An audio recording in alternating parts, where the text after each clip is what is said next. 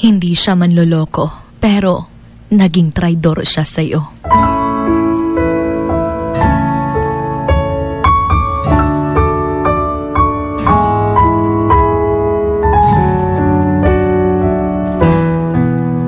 Alam mo kung ano yung masakit sa ganitong sitwasyon?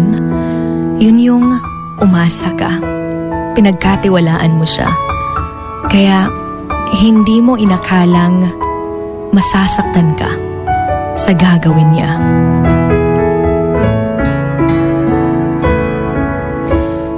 Yung tipong sobrang proud ka pa sa kanya. Dahil alam mong hindi ka lolokohin, na hindi siya maghahanap ng iba. Nga ikaw radyod lagi ug wala na ilain pa. But sometimes, our instincts might be true. Na nakakatrauma na masyado yung pag-overthink. Na nagtitiwala ka naman sa kanya. Hanggang sa dumating yung araw out of curiosity. Kahit alam mong you're invading his or her privacy. Pero, chinek mo yung SOCMEDs niya.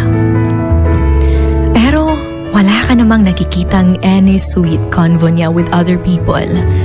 Kaya, mas naging kampante ka kahit nag-overthink ka.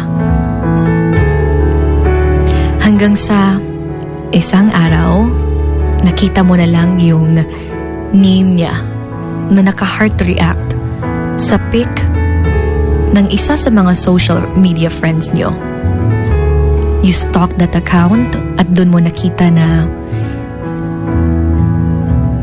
hindi lang pala siya nagre-react, kundi nagko-comment din ng ang ganda mo, kumusta ka? Mga heart emoji at iba pa. Doon ka biglang may na-feel na pain habang nararamdaman mong unti-unting umapatak yung luha sa mga mata mo. Dahil nafe-feel mo na parang na-traidor ka.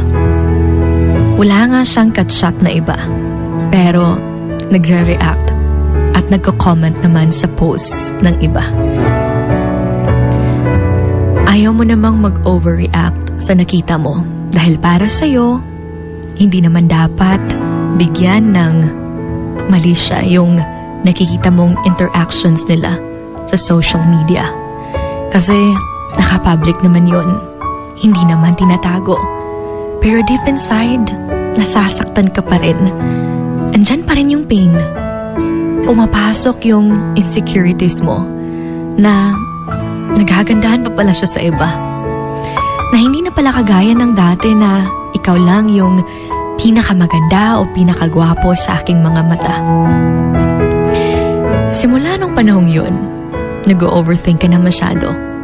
Hanggang sa nararamdaman mong nagiging cold na rin yung treatment niya sa'yo. Nararamdaman mong parang lumalayo siya sa'yo.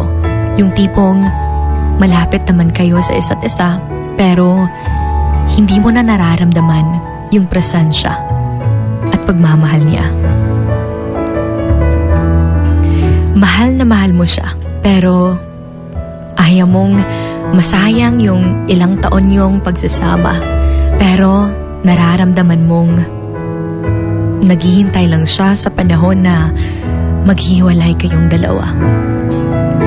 Habang tumatagal, mas lumalala yung pag-overthink mo na nakaka-apekto na rin sa relationship niyo. Tinatry mo naman siyang kausapin, pero nagiging malayo na talaga yung loob niya sa'yo. Hanggang sa isang araw, nakadesisyon ka na talagang hiwalayan siya. Alam mong mahirap lumayo sa taong nakasama mo ng ilang taon. Pinangakuan mo ng panghabang buhay. Pero alam mo yung mas masakit? Yung wala man lang siyang ginawang paraan para magstay ka at i-fight pa kung anong meron kayong dalawa.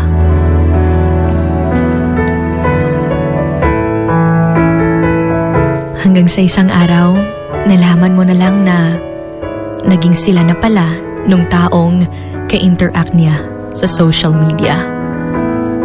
Doon mo nakita na kahit pala maliit na bagay, ay malaki yung epekto nito sa kung anong meron kayo. You actually keep on ignoring those little things na nakikita at nararamdaman mo dahil pinagkatiwalaan mo siya. Pero ngayon, na-realize mo na hindi pala yun dapat binabalewala. Hindi siya manluloko, pero naging traidor siya sa'yo. Pero sa naranasan mo, masasabi mong manloloko pala talaga siya. Dahil nakikita at alam na niya kung sino yung magiging kasunod mo habang kayo pang dalawa. Does honesty and betrayal begin in the mind before it manifests in actions? Tandaan, maliit man para sa kanya yung pain na nararamdaman mo gayon. Pero mas maganda kung papatawarin mo yung sarili mo sa heartaches na nararamdaman mo mula sa kanya. Dahil balang araw, may taong magmamahal sa'yo na hindi mo kailangang mag-alala at mag-overthink malala. Remember that someone who loves you wouldn't put themselves in a position to lose you.